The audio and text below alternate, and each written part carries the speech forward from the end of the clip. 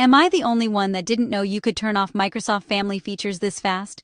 Seriously, it's easier than you think. Let's fix those annoying pop-ups right now. Ready?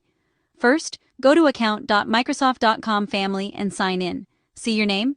Click those three dots. Yep, more options, and hit Leave Family Group. Confirm it, and boom, restrictions are gone. Still getting pop-ups? Here's the fix. Press Windows key plus R, type services.msc, and hit Enter. Scroll to Microsoft Family Features or Parental Controls.